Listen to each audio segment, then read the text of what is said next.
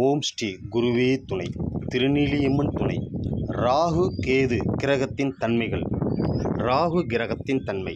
ராகு கிரகம் சந்திரன் சாபம் உண்டு. போன பிறவியில் தீராத ஆசை. ராகு எந்த இடத்தில் இருக்கிறதோ எவ்வளவு கிடைத்தாலும் போதாது, ஆசை இருந்து கொண்டே இருக்கும். இதுவே ராகு கிரகத்தின் தன்மை.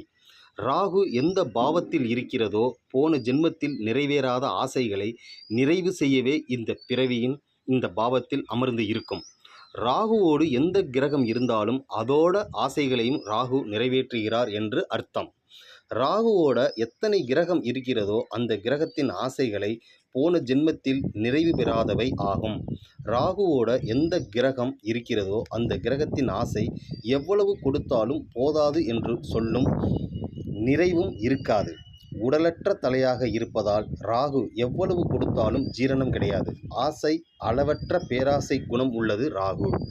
உதாரணம், சனி ராகு சேர்ந்து இருந்தால் ஒரு தொழில் உருப்படியாக செய்ய மாட்டார்கள். அப்படியே ஒரு தொழில் செய்தாலும் எவ்வளவு கிடைத்தாலும் திருப்தி இருக்காது. இறப்பு வரை சனியுடன் எந்த விஷயத்திலும் திருப்தி இருக்காது. இதுபோல்தான் ராகுவோட எந்த கிரகம் சேர்ந்தாலும் இருக்கும். லக்னத்தில் ராகு இருந்தால் போன ஜென்மத்தில் தனக்கு பிடித்த மாதிரி வாழ்க்கை இல்லை. இந்த பிறவியில் தனக்கு பிடித்த மாதிரி வாழ்வதற்காக பிறவி எடுத்திருக்கிறார். மனித பிறவி எடுக்க வேண்டிய அவசியம் இல்லை. ஆனால் ஏதோ ஒரு ஆசை மனித பிறவியில் இதுதான் வேண்டும் என்று ஆசைப்பட்டு எடுக்கப்பட்ட பிறவிதான் ராகு லக்னத்தில் இருப்பது. ராகு புதன் சேர்ந்து இருந்தால் புதன் காரக ஆசைகள் முற்பிறவியில் நிறைவேறவில்லை என்று அர்த்தம். இதில் ஏக்கம் இருந்து கொண்டே இருக்கும். இப்பிறவியில் புதன் காரக ஆசைகள் எவ்வளவு கொடுத்தாலும் போதாது என்ற நினைவு இருக்கும். புதன் காரகம் நிறைய இருக்கிறது. புஸ்தகம், எழுத்து, கவிதை, நகைச்சுவை, கேமரா. ராகுவோட கதிர்வீச்சு புதனையும் புதனோட கதிர்வீச்சு ராகுவையும் குழப்பிக்கொண்டே இருக்கும்.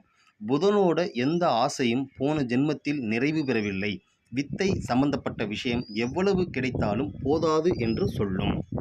இதுவே ராகு கிரகத்தின் தன்மையாகும். கேது கிரகத்தின் தன்மை. கேது கிரகம் சூரியன் சாபம் வாங்கியுள்ளது. மருத்துவம், அரசியல், முதலாளி, நிர்வாகத்துறை இது சார்ந்த ஞானம் உண்டு.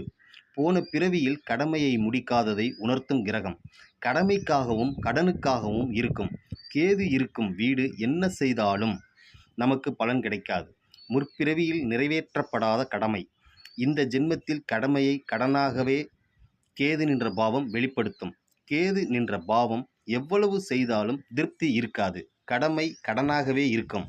ஏனென்றால் போன ஜென்மத்தில் செய்ய வேண்டியதை சேர்த்து நாம் செய்து கொண்டு இருக்கிறோம். இந்த ஜென்ம கடன் இல்லை, போன ஜென்ம கடன். இந்த ஜென்மத்தில் போன ஜென்ம கடனை வட்டியும் முதலும் ஆக சேர்த்து வாங்குவார்கள். 5ஆம் இடத்தில் கேது இருந்தால் குழந்தைகளுக்கு நாம் எவ்வளவு செய்தாலும் அக்குழந்தைகளுக்கு திருப்தி இருக்காது. குழந்தைகளிடம் அங்கீகாரம் இருக்காது. என்ன பெரிதாக செய்துவிட்டீர்கள், தந்தை செய்ய வேண்டிய கடமைதானே என்று சொல்லும் அந்த குழந்தைக்கு திருப்தி இருக்காது.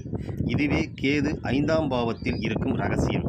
கேது எந்த பாவத்தில் இருக்கிறதோ ஒரு பிடிப்பு இருக்காது. எதை செய்கிறோமோ பிடிப்பு இல்லாமல் செய்வது, வேண்டா வெறுப்போடு செய்வதுதான் கேது இருக்கும் பாவத்தை குறிக்கும். முற்பிறவியில் கடனை தீர்க்கவே இப்பிறவியில் இதை செய்யும். கேது 9ஆம் பாவத்தில் இருந்தால், சூரியனும் இருந்தால் அந்த குடும்பத்தில் அந்த ஆள் செயலற்று இருப்பார்கள்.